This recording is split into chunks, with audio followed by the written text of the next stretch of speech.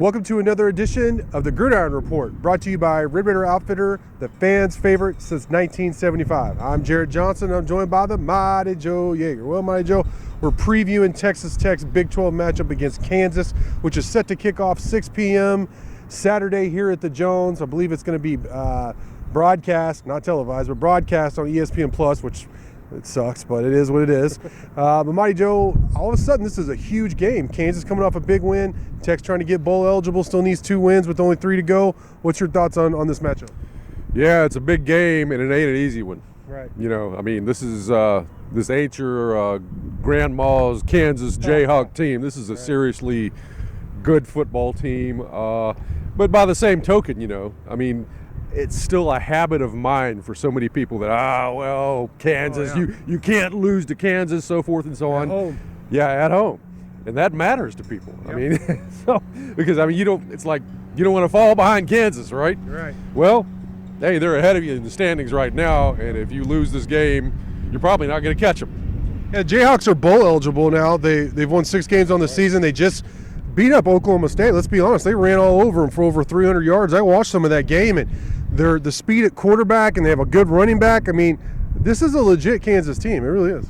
Yeah, it is. I mean, you know, like statistically, their profile actually looks a lot like TCU, both on offense and defense.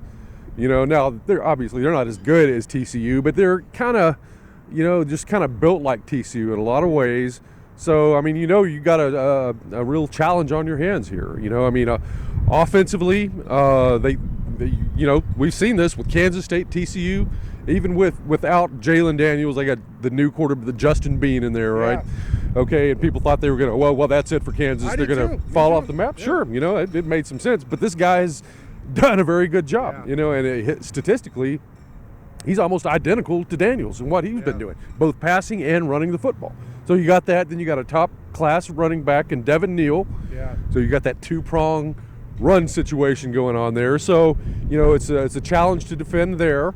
But I really, what I'm concerned about with Kansas is their ability to defend the pass, pressure the passer, and they have 11 interceptions on the year, which is a high number, which is like number 11 or number 12 in the country.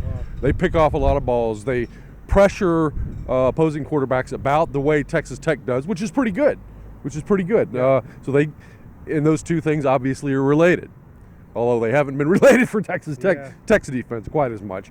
But, you know, passing the ball is going to be difficult against Kansas if that's what you want to do, and you don't have Baron Morton.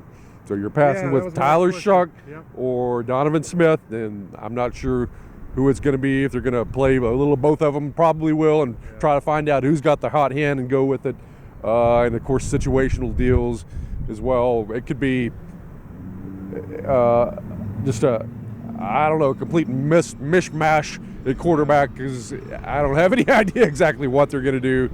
But it's probably something that's going to irritate some people, I got a feeling. But Tech's quarterbacks are going to have their hands full playing against this Kansas defense. As you mentioned, no Baron Morton. Kansas coming off a big win. Texas Tech you didn't mention this, but Tech has dropped 4 of 5. Some fourth quarter collapses have really hurt them. But Tech, last I saw, was still favored by 4. I guess some of that's being at home and a night game and all that, I guess, or at least being at home. Why do you think the Red Raiders are favored in this matchup? Well, I mean, first off, I think Tech is better than their record is. I know Bill Parcells would slap me upside the head for saying that, but, you know, I think they are. I think Tech's rushing defense is actually quite good as well, you know, and that's what Kansas likes to do offensively. I believe Texas Tech can control Kansas's ground game reasonably well, you know, as they did against TCU reasonably well. They didn't shut them down or anything like that, but they kept them in check pretty well, and that was the nation's, one of the top 5 offenses in the country.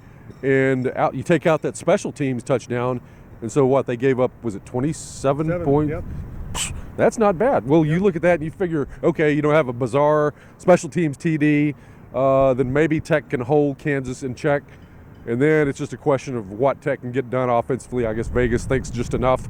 So I assume that's kind of what's going on. Is that your key, limiting Kansas's run? What's your key to Texas Tech getting the victory? I really am, it's kind of crazy to me that all of a sudden here we are. Like, this is a ginormous game, and I know we could say that almost every week, but given where Tech is in the season and the fact that how important it is to get to a bowl game, I mean, this is a huge game all of a sudden. You got to win this game. What's the key to Texas Tech getting the victory?